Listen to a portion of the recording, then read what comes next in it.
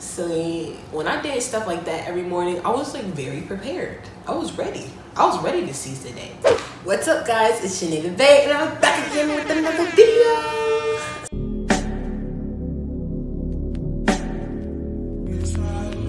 So this time, if you can't already tell by the title, we are continuing the college conversation and my Black experience at a predominantly white institution. So this time we're talking things that really helped me to be successful in college and get through. One of the main things that helped me academically, this is towards the end of my college career once I actually started being pretty good at school, was being in the professor's office and building rapport with them.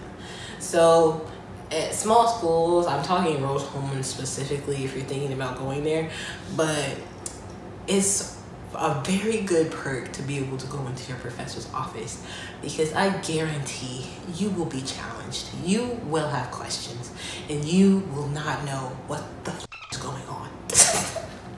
So on the first day of class, you need to go to your teacher and be like, "Hi, I'm Shanae Williams. I'm going to be in your class this semester. I just wanted to introduce myself and, just say hello." And they might be like, oh, okay, whatever. But like, it was the first contact, you know? They're like, they recognize your face in class, and like, whether they acknowledge you or not, they start to pay more attention to you, and you know, maybe they'll call on you in class. And be active in class because teachers love that. Like, nobody, especially in engineering schools, everybody's like extra antisocial. I'm low-key antisocial, but I can be social. And humans are social beings. We need to be social. So sometimes you have to be social. And going to their professor's office really helped me because that one-on-one, like, teaching really helped me to embed the knowledge in my brain because, like, I really had no idea what was going on. Like, no idea a lot of the times. A lot of subjects were newer, and the higher you get in your engineering curriculum, the more you don't know what is going on. But there's hope because you get better at finding out how to find things out. So another thing I learned as I was going through my college career was that it's not always the best to study with other people. Because number one, they can be distractions because sometimes people are just on a whole different level altogether. Their work style is very different. My friends Trey and Jacob always talk about this because they both super smart, freaking geniuses, hardworking, but they do different stuff. They have different styles, but they were best friends, so they always study together. So Trey, he's really smart, but he works hella hard. He'll stay up all night doing homework, trying to make sure he gets it. Whereas Jacob, super smart as well, freaking geniuses, both of them.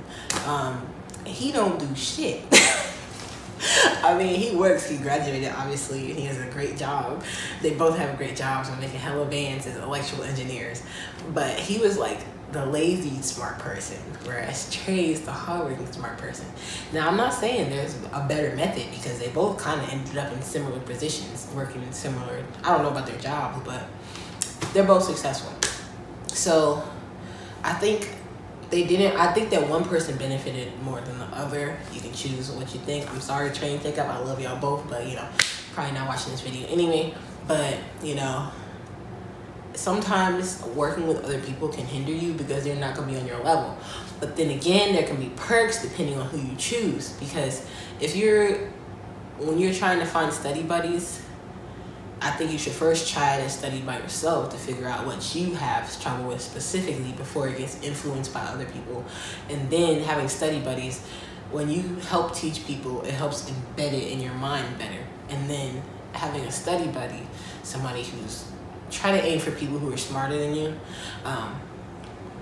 Please, it really helps you so you can be smarter.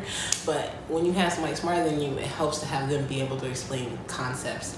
And I will say those people are hard to find because they're in very high demand, and they're oftentimes doing their own stuff. Like, they have their own life. So yeah, have a good study buddy and study alone sometimes. Next, another very important thing that helped me get through college was finding a morning routine. So Yes, when you wake up, I know nobody likes to wake up early.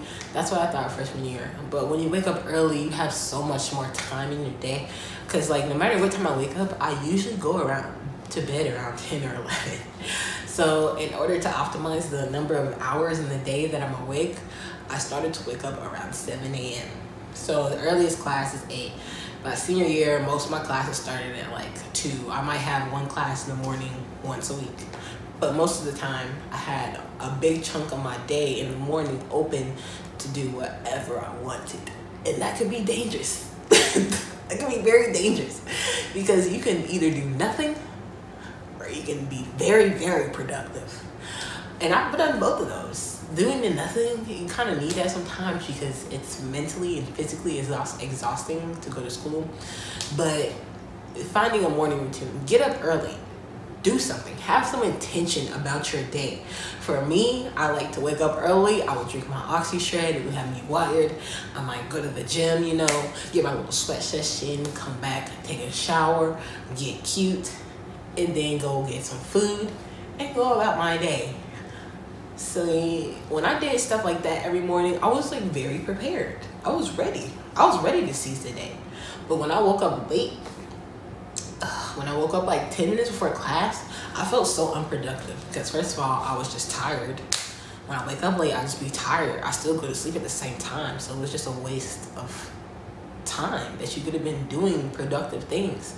And then additionally, waking up early helps you to have time to go into your professor's office because a lot of the times, if you have a gap in your class, that 1 hour or that 2 hour gap, your professor might have class or might be on lunch and they're not there, and that sucks.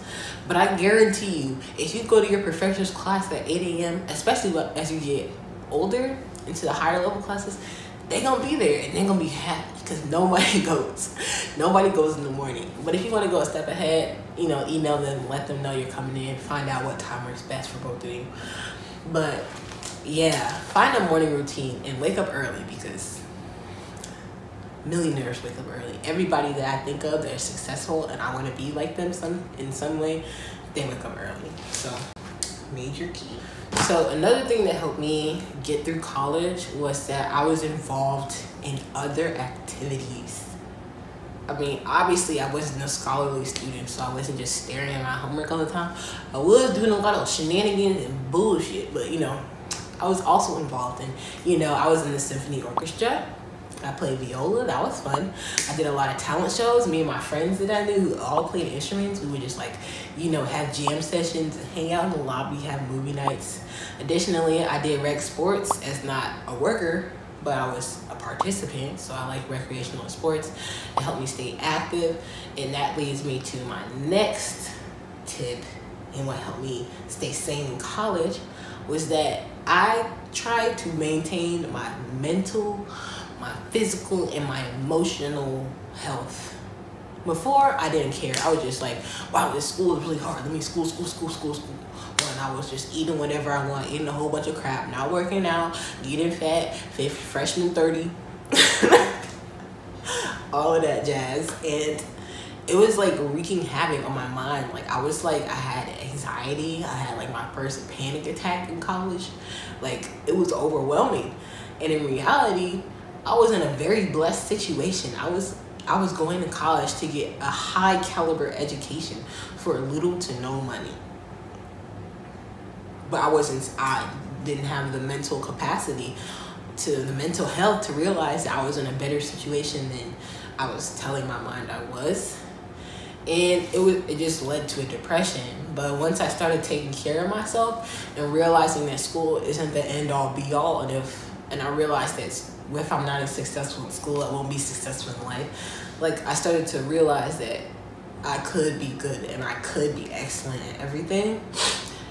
And I started to, you know, be excellent in my body, try to be excellent in my mind. I started meditating, journaling, praying, devotional, reading books that actually interested me, which was something I always did before until I got to college and it made me read shit I didn't care about. Excuse my French, but take care of yourself. Take care of yourself. Take care of yourself. Because nobody else will. especially after college. Like before college, if you're blessed, you live with your parents and they took care of you. Some people, their parents take care of them in college, but if you want to be an independent person, you have to take care of yourself because nobody else will. So that's all I have for y'all. I hope this video was informative. I hope you learned something and added value to your life. I hope you can make an educated decision about college. And I hope, even though I was talking about my experience at Rose-Hulman, you can carry this to whatever school you're going to. And thank you for tuning in. If you learn something, please do not hesitate to like, because it really helps me out in the YouTube algorithm. And comment if you have any questions, anything you want to say, any content ideas you have for me. And subscribe to the Vibe Tribe, because we're all about that money making, work for yourself, entrepreneurial lifestyle. Thanks. Peace. Mwah.